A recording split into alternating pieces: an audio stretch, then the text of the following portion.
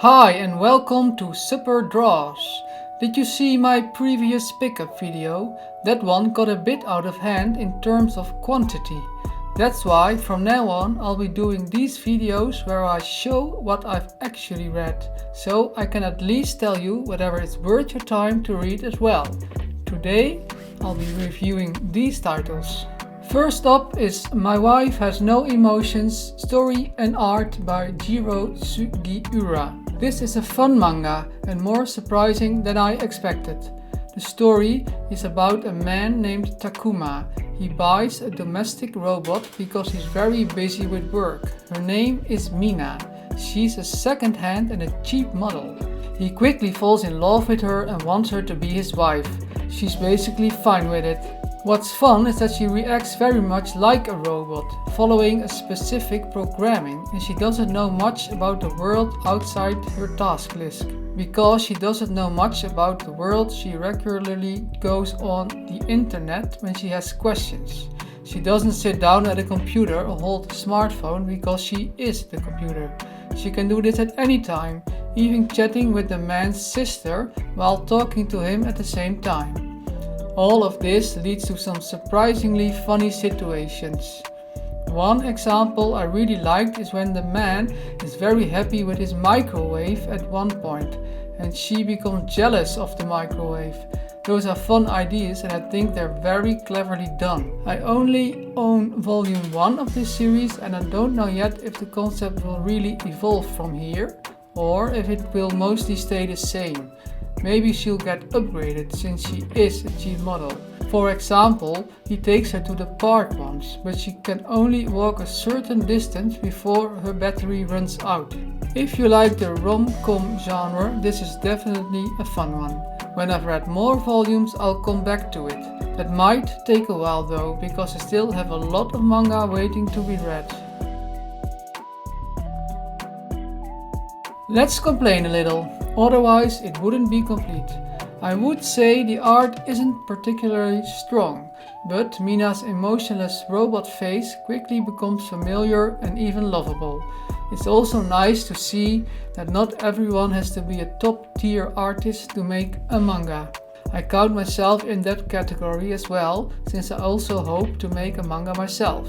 There are currently 8 volumes out, with volume 9 coming in the summer of 2026. The series is still ongoing and there is also an anime adaptation. Here is something completely different. The manga Imaginary, Story and Art by Niro Ikuhana. The story mainly revolves around the boy Tatsuku and his childhood friend Maika. They are now college students. This is what it says on the back cover. Now as adults they have reconnected as friends, and being together brings back memories of their shared past. What the story really is about though is that he is in love with her but doesn't dare to say it. At the same time, the same is true for her. I didn't fully understand whether they hadn't seen each other for a long time, but they are definitely very comfortable around each other. Both of them have their own group of friends and we spend quite a bit of time with those groups. In that sense, this is a romantic manga with a strong slice of life focus. It is definitely not a high school rom-com. I also found myself wondering who the intended audience is. I actually think it's people like me, those who have their youth behind and can only look back on it. Maybe wishing they could experience it once more. Probably also older teens who are in or want to be in the same situation as the characters. The slice of life scenes are written in such a way that I started wondering whether the mangaka was male or female. When Maika is hanging out and chatting with her friends, it feels so genuine that it made me think you'd almost have to be a woman to write it like that. But the same could probably be said for the scenes with Tatsuko and the guys. That said, the mangaka is actually a man. I looked it up. I do have to admit that when I see a Japanese name, I often find it hard to tell whether it's male or female. I was also curious about the mangaka's earlier work and surprisingly enough, it's all hentai. There are currently 3 volumes out and volume 4 is scheduled for release in the summer of 2027, so that will take a while, leaving us in suspense about how the relationship between the main characters will develop. Finally, the art style. It's modern and I think it's very well drawn and visually appealing. Would I recommend this manga? Personally, I'm already looking forward to the next volume. That said, this manga isn't for everyone. It would be a shame to buy it with the wrong expectations and end up not liking it. In that sense, it might be best to pick it up in a physical store so you can flip through it first. And here we have The Color of the End, Mission in the Apocalypse by Haruo Iwamune. There are currently 3 volumes out in this series and it's still ongoing. However, volume 4 has not yet been scheduled. This is an impressive series, subtle and emotional. The story takes place in an apocalypse. The main character, Saya, is tasked with a mission to find survivors and to give the deceased a dignified burial, thereby cleansing the world. When humanity was destroyed by the mysterious executioners, technology had already advanced far beyond what we have today. Saya encounters very few people, instead she meets robots, which leads to some very special encounters, as these robots are still programmed to perform specific tasks, even long after the humans they once worked with are gone. Saya herself is not an ordinary human either, but rather an attempt by humanity to continue existing after the executioners, who are, by the way, still active on Earth. I don't want to reveal more than that. It would be a shame if you couldn't discover it for yourself. I will say this though, with a very light spoiler warning.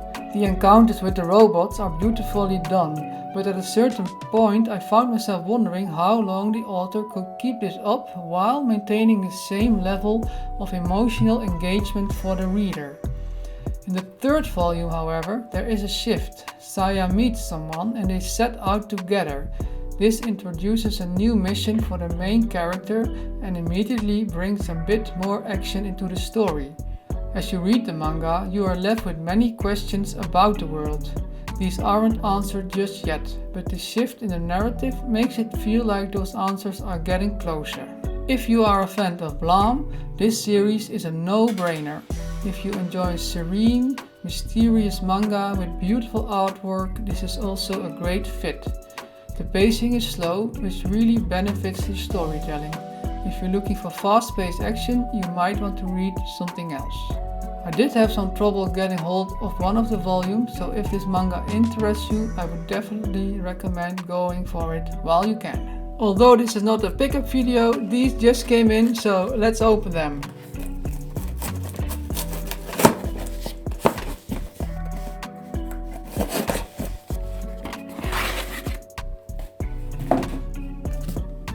Origami Stray God, the 5th omnibus.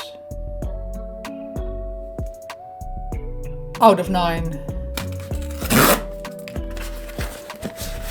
Aha! Inuyasha Viz Big Edition, Part 10. Right now I'm reading Raw Hero and Full Night, and I'm planning on reading Mujina Into the Deep. If you want to know more about those, make sure to subscribe and I hope to see you in my next video.